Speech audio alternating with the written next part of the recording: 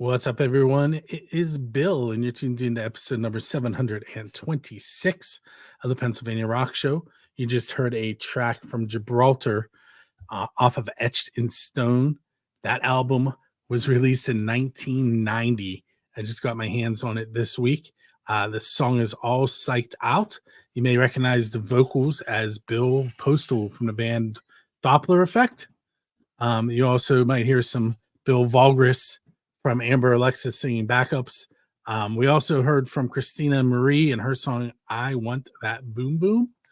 And you're tuned in probably on musicfrom412.com, buildscene.com, rootooradio.com, megarockradio.net, 107.1 KFGD, or xrpradio.co.uk in Scotland. And with me tonight, my guests are Josh, Jesse, and Josh of Overload in Stereo. So I just 100% flash back to when I was a little kid, and it's because my mom's friend had 4 boys: Josh, Jacob, Justin, and Jared. Nice. All J's. And I can't believe I pulled all 4 of them out. It's been a long time since I've thought of them. Nice. Only one Josh, though. Well, we're special, so. Is that a requirement to be an Overload in Stereo? You have to start with the letter J, yes. You should have named the band Overload in J's. That probably would have fit better. Hold on 1 second.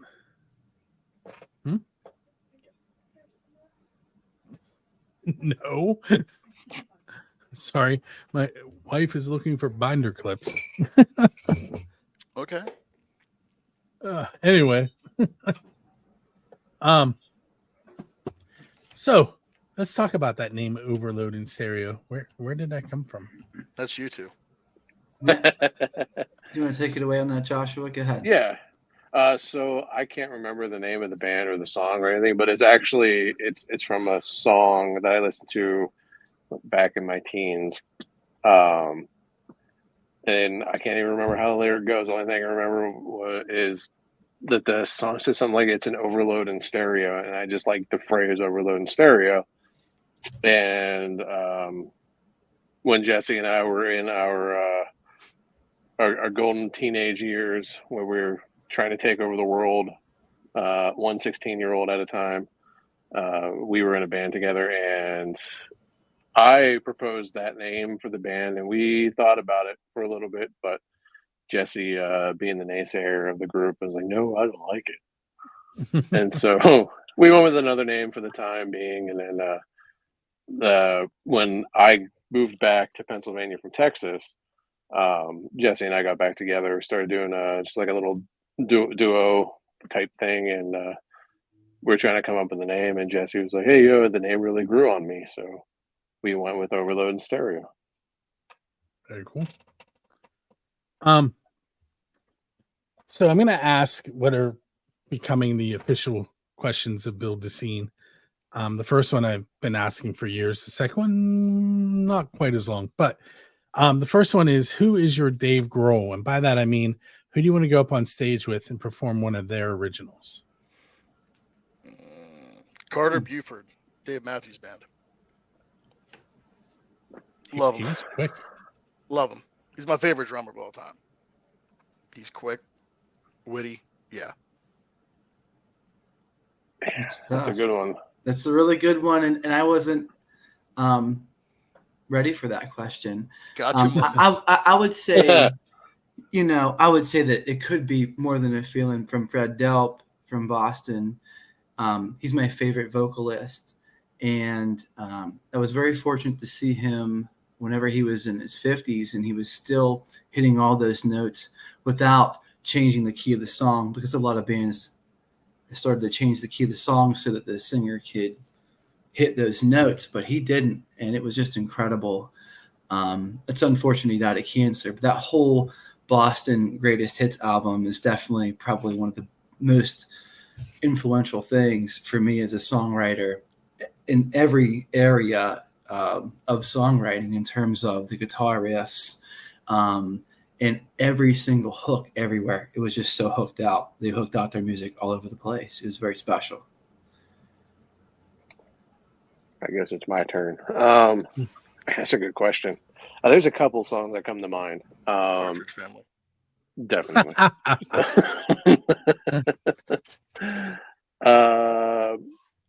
The song "Hook" from Blues Travelers. Oh, Just God. because their bassist is just the line that he lays down in that song it always gets me every single time I listen to it. This sucked you passed so early. Yeah, Yeah. that's a great band. That's a great album. You know. Yeah, I could do that one, or even just "Carry On My Wayward Son" from Kansas. Just listening to the bass line in that song is always just the way he just carries that bottom end in that song. So did my chair noise just come through? A I little don't bit. think so. I think It's all right. Okay. I got a squeaky chair too. I'm It's deaf. not acting up too bad. Nope. I'm trying to decide if I have to edit it out I'm not because I hearing know what it sounded like here. Oh, I gotcha. So what's something embarrassing that's happened to you guys while you've been on stage, whether in this band or in a different band? I got a story. We were playing a show in an old band with Jesse, and the entire night I kept breaking wind. I kept farting all night long. That's what my chair sounded like. It turns out that about halfway through the set, Jesse looks back. He's like, "Hey, are any of you guys busting an ass or what's going on?" I'm like, No, it's not me."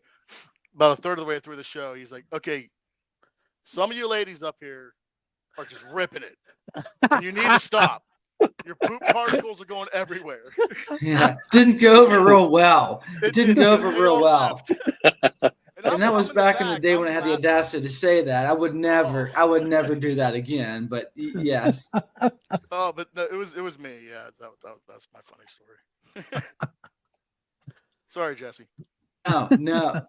I would say mine, you know, I play all kinds of music.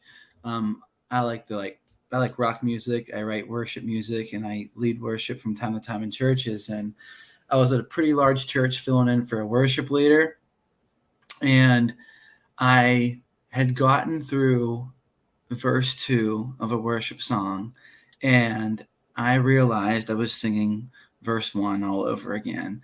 And I don't know. For me, it was pretty embarrassing because the words are up there. Everybody's seeing everything. And I was just in the moment. But yeah, I would say that was the most embarrassing thing that has ever happened to me on stage. Not like I want to say on stage, but just in terms of music in general, I was pretty embarrassed because I really take trying to sing all of the right lyrics, you know, I take it very seriously. Could you see the projection of the words? No, I think I was just into Okay. the worship. I think I was just into the worship set. I can separate worship from rock, and when I'm into worship, I'm in a different mode because it's just like, okay, it's time to be, you know, focused on this, you know, rather than that. So I wasn't even focused on that actually.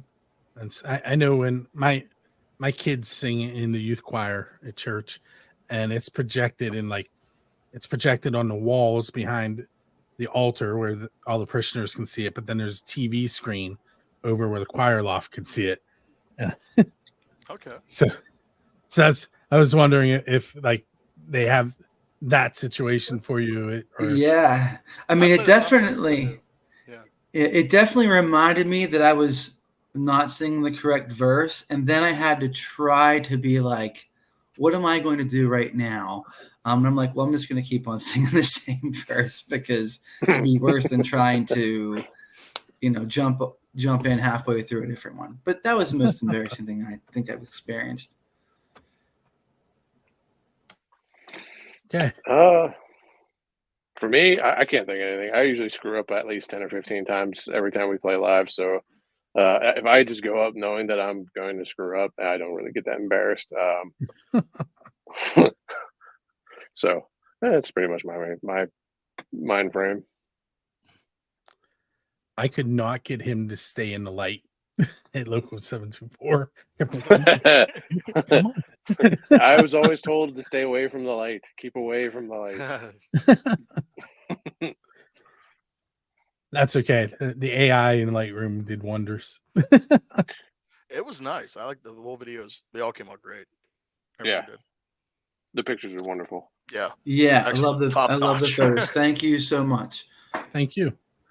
That was my first time there. I think it's a cool concept. I think they need a little bigger room. Yeah, I agree. Very cool concept. Excellent concept. It's just I would go there again. But oh, absolutely. It was. I like how they have it up here in this area as well. Yeah, and those guys are so much all about the music. What's the name of that entertainment company, Joshua? Good Vibe Entertainment. Yeah, they are very much into getting kids off the streets and getting them into all ages shows. You know, it's not all about the people wanting to come and party and stuff like that. They want people there that are going to listen and really just be there for original local rock music. And I really respect that. And I think that they have a nice sum of the whole concept to where people can go there and they can record. They can go there and rent the room.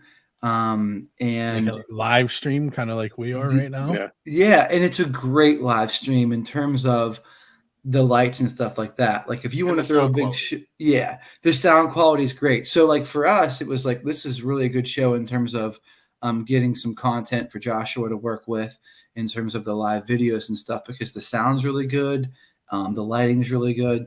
You know, you might not want to have a show there for like a big benefit where you want to have a lot of people, but I thought it was a great show to build some content and to just have some videos that were recorded really well.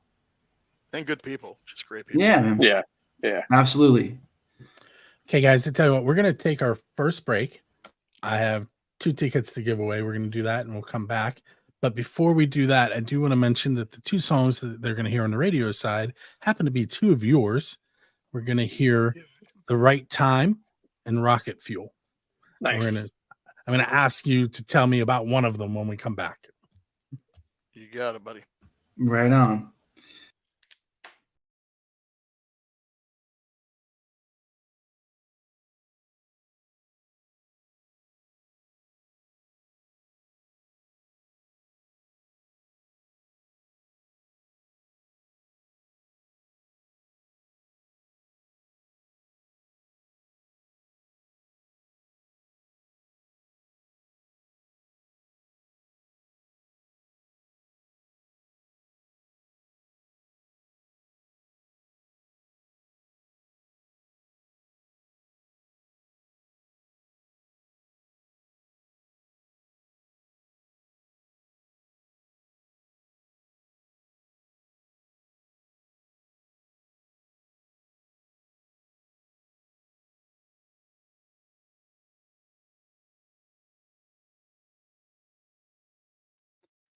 Hey, so it's not cooperating. You guys are going to have to see the names on the screen as I do this. But I have 2 tickets to Collective Soul in Erie to give away. It's next Tuesday. It's Tuesday, June 25th, at the Warner Theater. Doors are at 7. Tickets run from $29.50 to $79.75. You can head over to Dresky Entertainment if you need to purchase tickets. I think being that it was in Erie, I had a much lower turnout on this one than normal. I had 2 people sign up. One of them is Andrew Carr. The other one is Amy Gold. Amy is the lead singer of the band Eden on Fire out of Erie. And Andrew is a fan who enters almost every contest.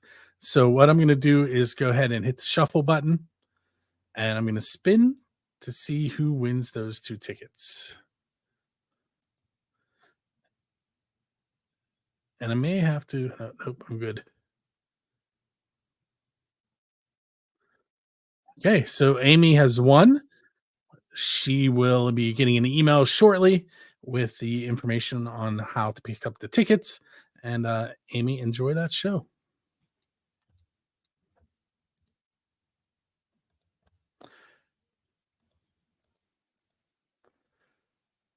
Okay, so we were back with the gentlemen from Overload and Stereo. We just heard their songs "The Right Time" and "Rocket Fuel." So "The Right Time" is the newest single, correct? Yes. And then "Rocket Fuel" is from like 2021-ish. Yes. Ish. Yeah. Ish. I don't remember. Yeah, I was looking at the dates of when I added them to the playlist. I was guessing. Yeah, it threw me off today because I drove past one of the volunteer fire departments and they didn't update their sign for the graduates. It still said congrats class of 2023. And I had to stop for a second. I'm like, wait a second. It's not 2023. This is 2024. Well, we did lose a year in there. Yeah, it feels like it. Yeah. So which song would you like to tell us about? And this is like your MTV moment. You can tell us a story about the song, a story about recording the song, just something that comes to mind. Yeah. So I could probably more talk about The Right Time because it's the most recent. Rocket Fuel is definitely one of our favorite songs. It's one of those songs where there was a guitar riff I wrote probably 7 years ago and just could not find anything to stick to it. And then finally I did. I was able to complete the whole song and the band did a great job with it. These guys did awesome with it. It's more that song's more actually about, which wouldn't believe it, but it's more about the walls of Jericho and Joshua and his flight. I mean, which is I'm in a band full of Joshuas, so it's adequate. But now the Right Time is definitely the COVID song. It was 2020 song. There was a lot of things going on that year. For me personally, my wife and I had a baby that year in mid-February, and then 1 month later, the world shut down. And it was nice. It was a blessing because I was home with, my wife and my daughter Lily, and we're able to raise Vivian. And but there was a lot of other bad things that went down that year. There's a lot of violence and just a lot of negativity in the world. And I think that the song sounds pretty angry because it was my way of expressing how I felt about the year, basically, especially towards the end of the year. And there were a lot of things that came out about human trafficking that just pushed me over the edge. And that's pretty much what The Right Time's about. I don't think that we need to sit here and, wait for an apocalypse or wait for something to happen. I think we need to get busy, now and do something about it instead of sitting on our hands and just waiting for somebody else to do something or waiting for something else to just snap into place, But that's what the song's about, basically. So now we know a little bit about what it means, but what's the writing process like? Jesse, do you do all the writing, or is there how's that go? Yeah. So basically, I write the songs and I send them to the guys. And then once we find a song that works, we go ahead and we produce it together. At the moment, tell them how many songs you have in your phone right now. Yeah. So right now I'm working on. I have. I could check and see at the moment. Is it in your notes app? Yeah. So I have 1,500 voice recordings that I'm working on. Okay. Yeah. So what ends up happening is that some things, I would say for every song that we put out, about 10 songs fail. Minimally, yeah.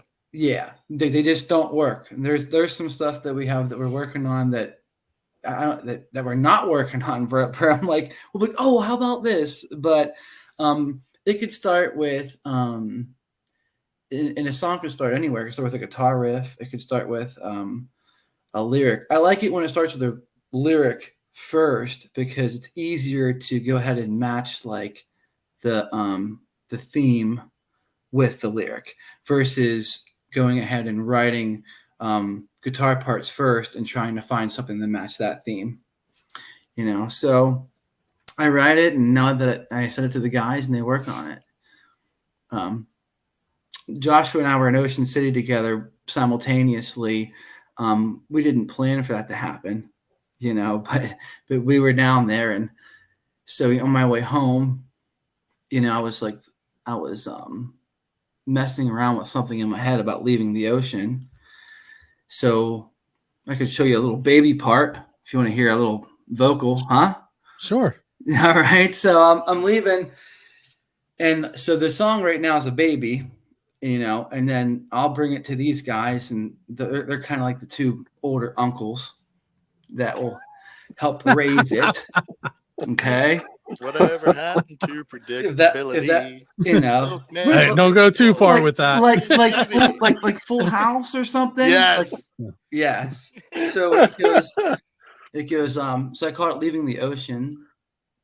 So it's like, I'm leaving the ocean, and I don't know when I will return. But I hope and pray these crashing waves wash away some of my life's commotion, even for just one moment. But I'm sad to say that today I'm leaving the ocean.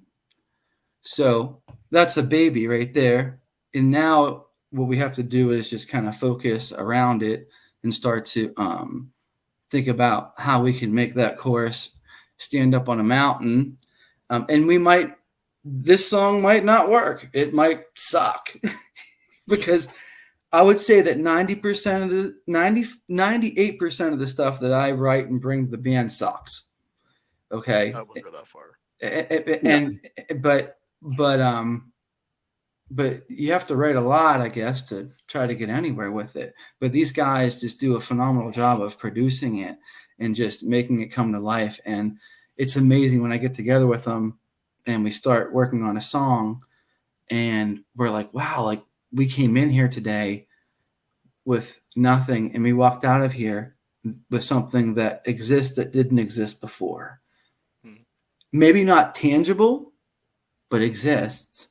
And I think that's the coolest part about making music with your friends. It really is. Absolutely. Sorry, I talk a lot. No, it's good. I drive these guys crazy. It fills the sound or the void though. It does. Yeah, I can't stand silence. How did you guys come together? High school. Like, and we all known each other pretty much, I think, all our lives. Yeah. So Jesse and I were in a band when we were in high school. Then I went away. As Jesse said, I had to leave. I didn't have to leave. I went into the Air Force. And then when I left, he formed up a band with Broge. Yep. And then life happened for a few years after that. And then in 2020, I came back from Texas, started up Overload Stereo with Jesse. Jesse was still in another project with Broge called, I don't even remember the name. Century. Yeah, yes. That's it. Badass.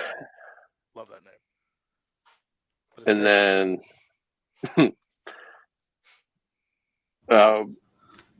I was brought on board. We basically we're talking to each other. Jesse and I were like, hey, it's too hard to keep two separate projects going. Yeah. So we decided to merge them. And that's where we are now. Yeah. Yeah. It's too much, right now, where we are in our lives. We have to, we have kids. I mean, Josh's son's getting married in the 29th. I can't believe it. I mean, I can't believe it. You know what I mean? There's a lot. I couldn't be like, hey, honey, I'm going to play in 2 rock bands, you know,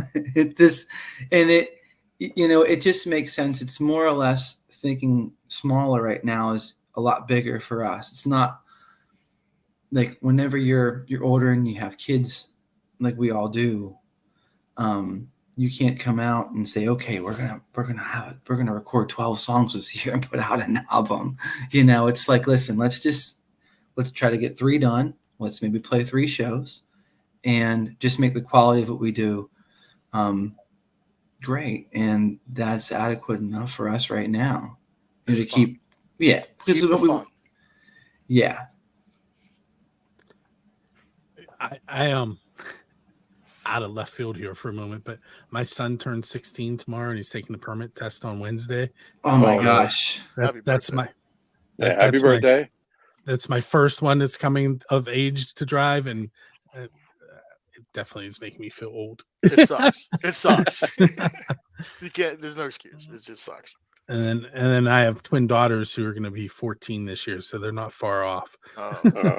Oh, God bless you. 2 at 14 simultaneously. Oh my gosh. Yep. and a 16-year-old. So Yes.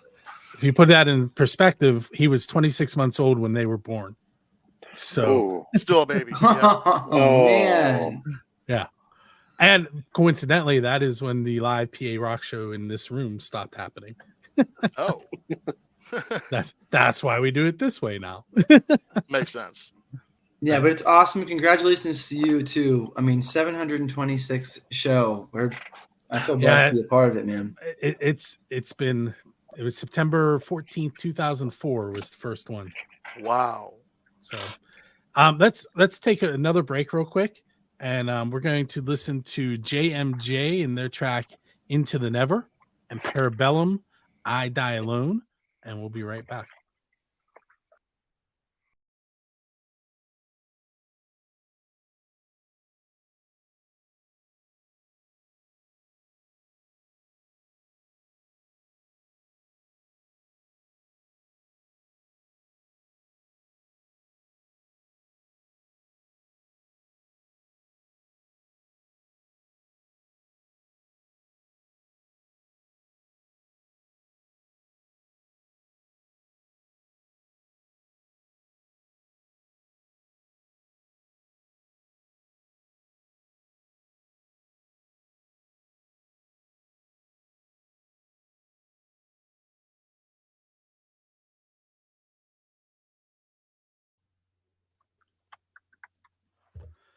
Okay, we are back. That was JMJ Into the Never. It's a brand new track about, I don't know, a week and a half old.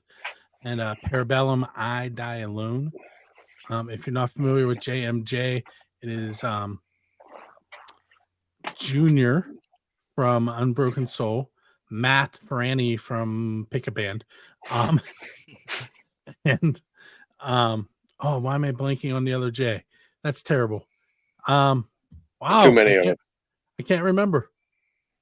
It's got to be a Josh, right? Come on. It's got to be a no. I can't. Man, that's terrible. I should know that. Paul. Okay, remember earlier when I said I was feeling old? It's because I am old. You got a case of this sometimes. Yes. Anyway, when I say pick a band, are you guys familiar with Matt Ferrani? I am not. I'm sorry. So he plays drums in After the Fall, Common Crown, Dimwit, Still City Crew, Borstal Boys, Super Monkey, and those are the ones my brain is letting me remember right now. Wow. And he also runs the Rock for Life concert series. Busy man. Holy moly. But anyway, so that's and drums in JMJ. Silk 9 when they're not on hiatus. Sometimes Half Wheel. Band names are so cool. Yeah. I love it. Oh. I'm glad I've never had to pick one. Maybe I'd use that Will of Names thing that I just picked the the ticket winner. There you with. go. Yeah. Yeah. AI is very good as a tool as well. I use AI to write the show notes. There's an inside information for you. I type in Nice. the information I know, and then I go, now make it sound better. So we have, I don't know, probably about 4 more minutes. Earlier on the video, and I popped up your website address. I'm going to do that again. Overload in Stereo. The other thing I'm going to do is I'm going to bring it up and put it on the screen. For some reason, it's not centering, but this is Overload in Stereo. Nice. At least most of it.com. That's us. Hey, there's you guys. That's your picture you took. Hey, it is.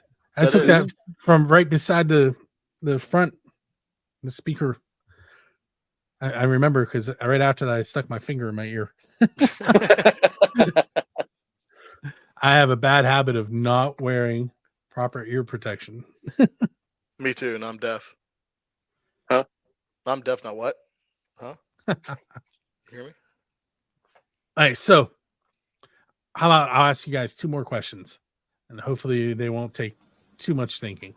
Right. Gotcha.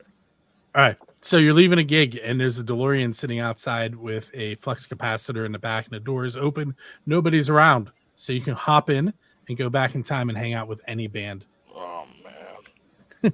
What band do you want to go hang out with? See, I said, yeah, right when I said it. Yeah. Rush. Rush? Hands down. Hands down. I think that'd be like a letdown to me. It's tough. You know what? It's funny because like I could probably hang out with Rush too, just because. Well, they're so good. Because I love the stories that I love the whole story about Rush, especially with his Geddy Lee and his parents being in the Holocaust, and they were separated. If you've ever heard the story, it's beautiful. I have not. So it's great to hear. So the parents were separated, and they eventually all came back, and the father searched all through Poland to try to find this woman that he met at a concentration camp, and he eventually did. He found her in this huge country, not a huge country, but it's a beautiful story. If you've ever got a chance to listen to it, plus Geddy Lee's a big sports collector, sports, so, but that's a good one. For me, it's very, very difficult. It's a very difficult question. I don't know. I was always really influenced when I was younger by the band The Soul Asylum. Okay. Yeah. I was on a Ferris wheel in Kennywood, and I heard this guitar riff. I knew how to run that Ferris wheel. Get out of town. Nice. Get out of town. That's awesome. Yeah. I worked at Kennywood for a while. It was so much different back then. I heard the guitar riff to Somebody to Shove by the band The Soul Asylum, and it was very different back then whenever you wanted to find music. So I couldn't just go into my phone and say, hey, Somebody to Shove, and you find this song. You had to go on a quest for it, quest for the band. So I sat there. I had a Soul Asylum single, and that's something that nobody that's listening is going to know what that is either. There were 2 songs, one on each side of the cassette. Yeah, I can't remember what they were, but I had one. probably Somebody to Shove and Runaway Train or Misery, but Misery. Yeah, Misery. Yeah, it's beautiful, very distinct sound. But I remember I had to sit there, and growing up, we were pretty poor, and we had an Easton baseball bat as an antenna that we put on. My brother had put on the antenna. We made an antenna out of it, and I would sit there and I'm like waiting for this song to come on, and it finally came on, and I could record it, and I captured it, and I'm like, oh, the band's called The Soul Asylum. So next thing you know, I'm going down to a place we called the Emporium in Old City, and I'm buying the Soul Asylum CD, and I'm becoming a fan. And that was such a distinct and unique experience that these poor kids today are never going to get to experience. Yeah. They're never going to get to chase down a band. I mean, like, not like Also- that. They're also not going to get to put the tape on the old cassette so you could re-record over it. Yes. Nice. Yeah, but there's a lot of things that are special to me about that band in terms of how they influenced me. So, but yeah, definitely. So I have one more quick question What, for what do you. you think, Josh? What do you think, Josh? But me, Broge, what would it be for probably you? Poison. Poison. I just would wanna see- never have I wanna expected see- that. wanna I see if can't the stories believe were that. True. I want to see the stories were true. Like Rush is so up here. Poison's down here. I can't do this. Right. Poison's down here. So I mean, like you know what you're getting with Poison. I don't want to be disappointed with Rush. All right. So the last question I have for you is what's coming up next? Music. Yeah, so we've got Yeah. some new material that we're working on. We actually might have a video coming up soon. That might be in the works as well. And by maybe it is. We're playing Make- Fitzfest. Make sure you submit that to Music from 412 when you're done. Definitely. Yeah, Oh, we're yeah. working with Ryan from Shell Shock Multimedia. Oh, Ryan Uh, Dowden.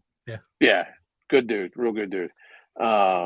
We are playing at Fitzfest on July 20th. We are going to be at the West Side Bowl on August 9th. That show is a show that I booked out, and it is. Did you guys see what I did Actually, there? Yeah, actually, that's one of the bands that's going to be playing at West Side Bowl is Choshak, and Oh, there we'll pop it up. That was last week's Yeah. show. I don't know how that And, was still in there, but there we go. Overloadingstereo.com. Sorry. yeah, then We That Live is another band that's on that bill. We just got the invitation to play at the band jam at the end of Ah. August. Yeah, so we're checking our schedules now to see if it's going to be possible. So when they invite you to that, do they tell you which day, or they just? it says 23rd, 24. Yeah. And then 'Cause final- I'm planning on being there on the 24th. That's why I asked. nice, Okay. 23rd, I'm taking photos at Jurgles. So nice. Sugar's And then finally, we're probably not going to be playing anything after that, just because the school's starting up with the kids and everything. It's going to be a very, very hectic time. But come December, we're actually going to be hosting a benefit concert at the Fallout Shelter in Aliquippa called Rock the Halls.